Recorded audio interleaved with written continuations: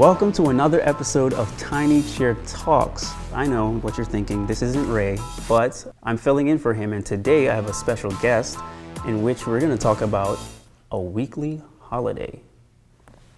Let's get comfortable.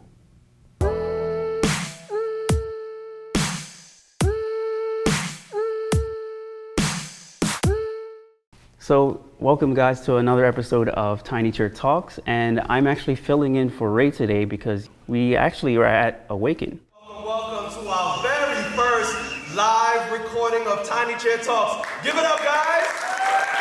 That's right. It's just finished up. It was a wonderful young adult conference, and boy, we worked Ray to death, it seems. So he's at home getting his well-needed rest, and so I'm filling in for him today. Now, before I even mention what we're specifically talking about, I do want to say that I was even into trying to think about where I was going to set up, because we're still at the hotel where Awaken was conducted, and I was trying to figure out where's a good spot with a nice looking background and stuff.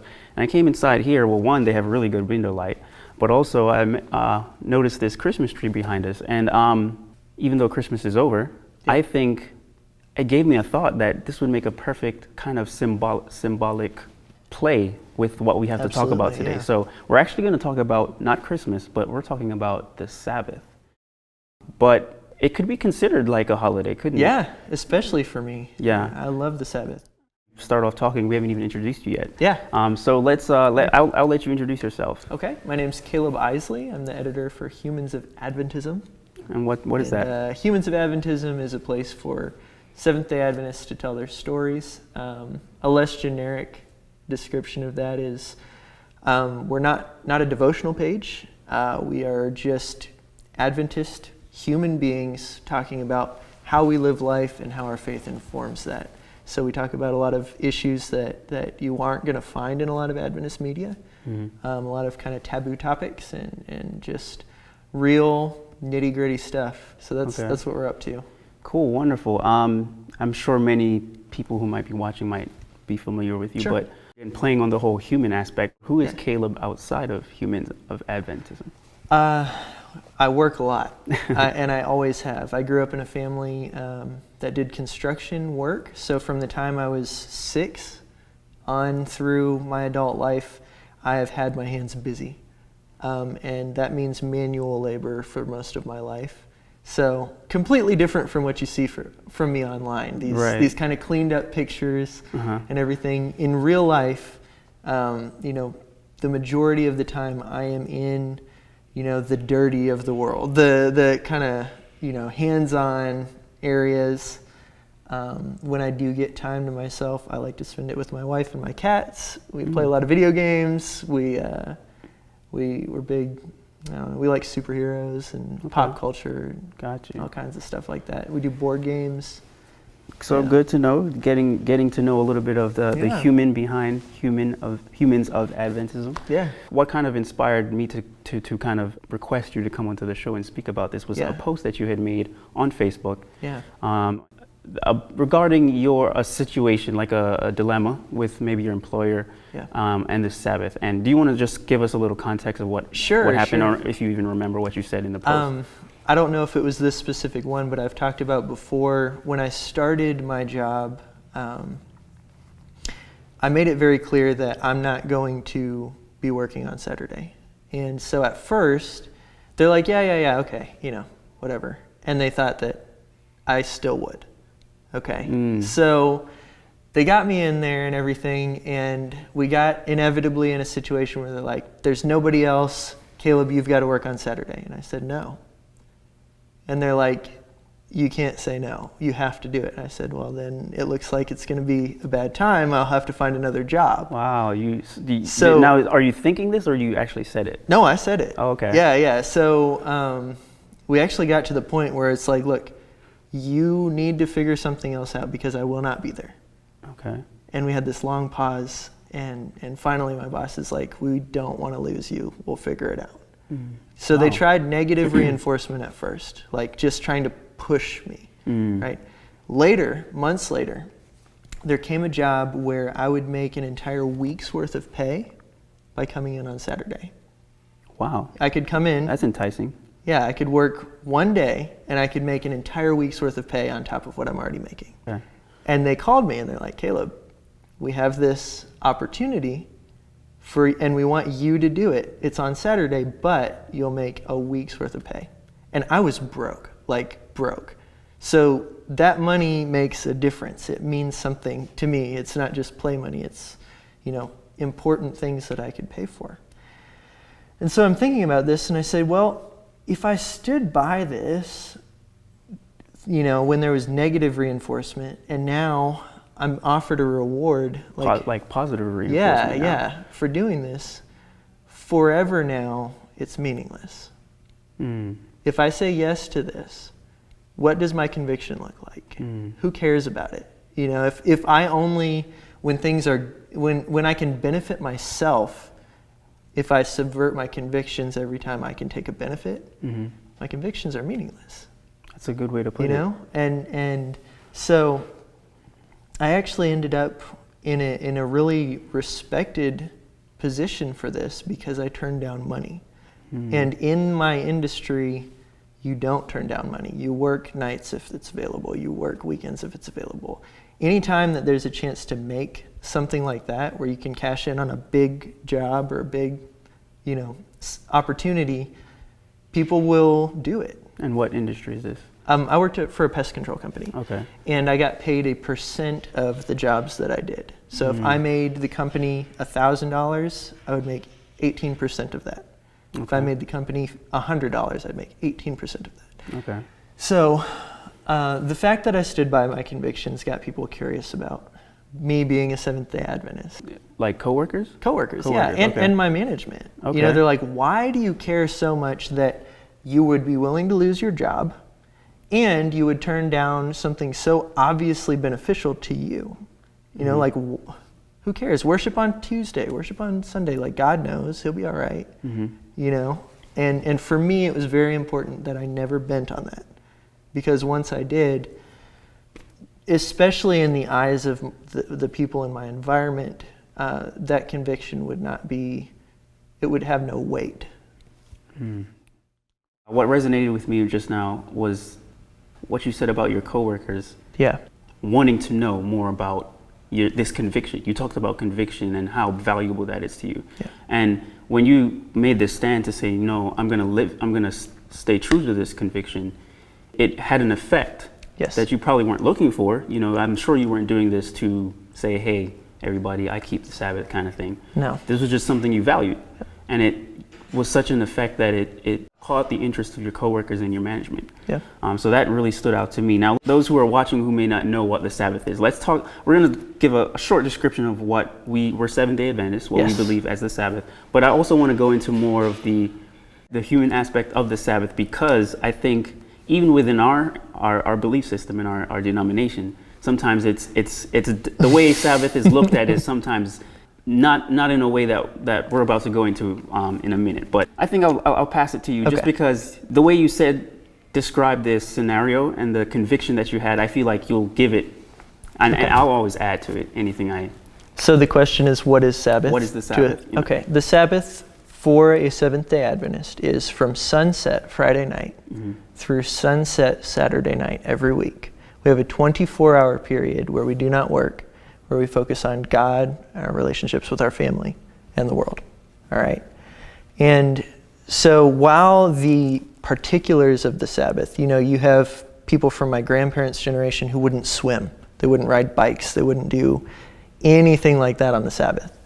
It was a list of rules for some people. The kind of point of it, though, is a day of rest and reconnection.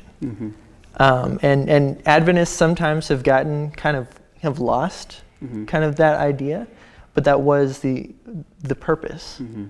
And so, even, we talked about convictions earlier, even on the subject of the Sabbath, there's different convictions there. Absolutely. But just to give a general overview, as much of what Caleb's already alluded to, is the Sabbath being a 24-hour period. Yes. And I think the whole sunset to sunset thing catches a lot of people off guard, because it's kind of based off of Genesis, where God said when he was creating, all his creation, the evening and the morning Yep. was the first day. So sunset to sunset. I know that throws a lot of people off because now we measure time based on like a 12 o'clock midnight kind of thing. But you mentioned something about sometimes it's looked upon either within Adventism or sometimes outside of Adventism as just one more of those rules. Yes. We keep or people keep. But again, I like to think of the Sabbath as a weekly holiday. Yes. And for Christmas, for example, it's an annual holiday where we recognize the birth of Jesus. Yes. And a lot of the sentiment around Christmas is what I believe God intended to have around the Sabbath. And I see you smiling. So it's all in how you frame it. Mm-hmm. If you took something, imagine Christmas like how it's supposed to be, right? It's a time of generosity. It's a time of rest and love and just kind of an end to the year, right? That's how it's supposed to be. But if you imagine taking Christmas and saying to someone, you're going to enjoy Christmas and you're going to open presents in the morning and you're going to do stockings and you're basically taking all these great concepts and you're like regimenting how this person has to enjoy Christmas. Mm-hmm. People's reaction to that is not going to be positive. Mm-hmm. They're not going to like that. They're not going to see it as a holiday. Right? But we've done this with the Sabbath. Mm-hmm. Right? We've done this with the Sabbath. We're saying Sabbath is this and it has to be this way. And God said, no, it's about the principles behind it. Right? Yeah, I love that. And this is why we're trying, why I do personally see it as a holiday as well. For me, I've never had a time in my life where I only worked 40 hours a week. I've never had space in my life for rest. And being a Seventh-day Adventist is one of the things that has created that space for me. Mm-hmm. Right? And being Seventh-day Adventist changed how I viewed God because he set things up in a way where he said, you need rest. You need to reset. Mm-hmm. I care about your health. Mm-hmm. I care about your relationships. And I need that kind of someone who cares about me like that, because on my own, I will work myself to death. My wife and I started going to the gym occasionally. and my personality type is where I can hurt myself because I won't stop. I don't recognize my own pain. I don't recognize that I'm exhausting my body to the level that I am. I can resonate with that. And I zone out where my body is like, we need to stop. Mm-hmm. And my brain is not listening. Mm-hmm. Okay? And I love God more because he created that. He cares about my health and my relationships. I also think society is kind of geared in a way today to put us into that groove. Yes. For me, the Sabbath is, we're going back to Genesis, right? Yeah. About the person as a whole. So mentally, spiritually, physically. So we're physically resting. Yeah. But we're also mentally, because a lot of times we tend to focus on the physical side. Yeah. But the mental of like that time to just stop even worrying. Say, a lot of times I have to catch myself. I'm worrying about things in the upcoming week. Yes. And I'm like, no, I need to just stop, enjoy this time. Yeah.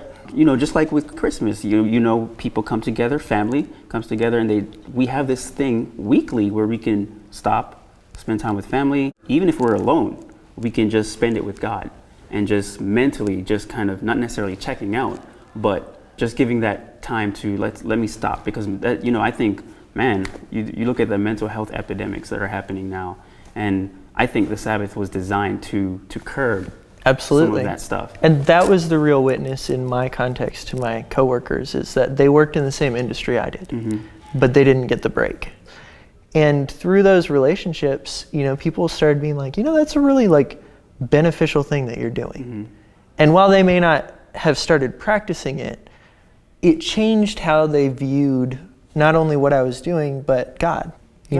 It changed how they viewed God, because it wasn't just one more thing in the bucket of reasons that you're not doing things right. Right? It's not just one more list of rules and an impossible list. It was a God that cares about you and your daily, weekly, overall life.